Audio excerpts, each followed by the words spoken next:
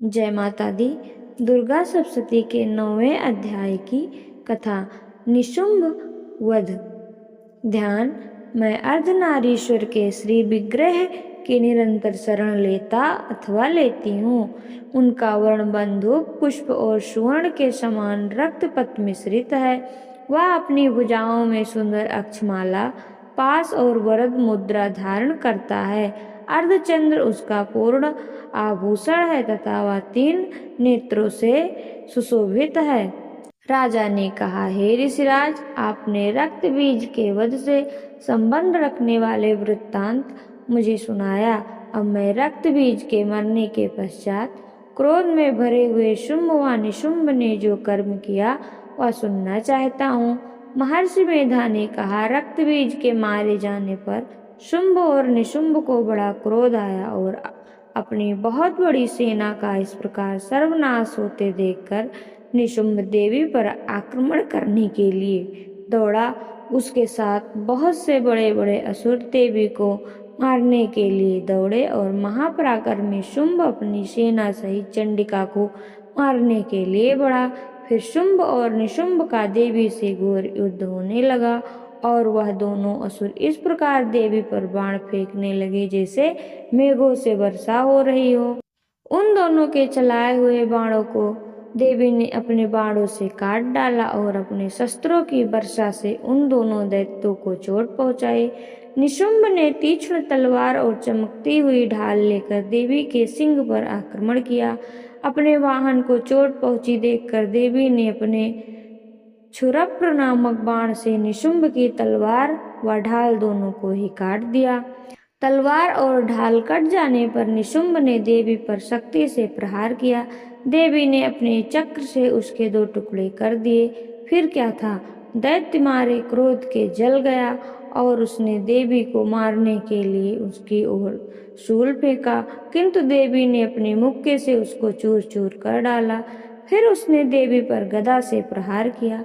देवी ने त्रिशूल से गदा को भस्म कर डाला। इसके पश्चात वह फरसा हाथ में लेकर देवी की ओर दौड़ा। देवी ने अपने तीखे बाणों से उसे धरती पर सुला दिया। अपने पराक्रमी भाई निशुंभ के इस प्रकार से मरने पर शुंभ क्रोध में भरकर देवी को मारने के लिए दौड़ा। वह रथ में बैठा हुआ उत्तम आयुधों से सुशोभित अपनी 8 बड़ी बड़ी भुजाओं से सारे आकाश को ढके हुए था। शुंभ को आते देखकर देवी ने अपना शंख बजाया और धनुष के टंकारों का भी अत्यंत दुस्सह शब्द किया। साथ ही अपने घंटे के शब्द से, जो कि संपूर्ण दैत्य सेना के तेज को नष्ट करने वाला था, संपूर्ण दिशाओं में व्याप्त कर दिया।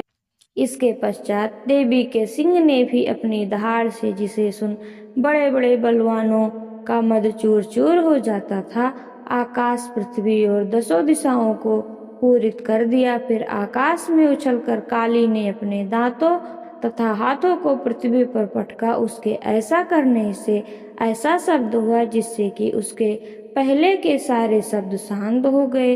इसके पश्चात शिवदूती ने असुरों के लिए भय उत्पन्न करने वाला अट्टहास किया, जिसे सुनकर दैत्य थर्रा उठे और शुंभ को बड़ा क्रोध हुआ। फिर अंबिका ने उसे, अरे दुष्ट, खड़ा रहे कहा तो आकाश से सभी देवता जय हो बोल उठे।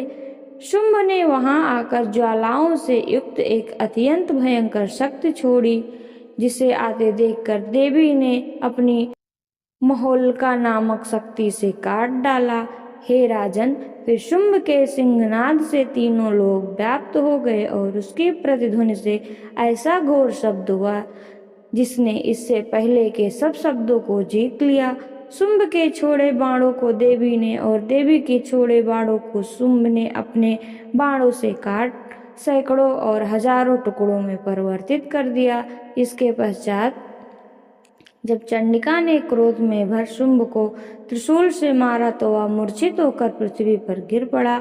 जब उसकी मूर्छा दूर हुई तो वह धनुष लेकर आया और अपने बाणों से उसने देवी काली तथा सिंह को घायल कर दिया। फिर उस राक्षस ने 10,000 भुजाएं धारण करके चक्र आदि आयुधों से देवी को आच्छादित कर दिया। तब भगवती दुर्गा ने कुपित होकर अपने बाणों से उन चक्रों तथा बाणों को काट डाला। यह देखकर निशुंभ हाथ में गदा लेकर चंडिका को मारने के लिए दौड़ा। उसके आते ही देवी ने तीक्ष्ण धार वाले खड्ग से उसकी गदा को काट डाला।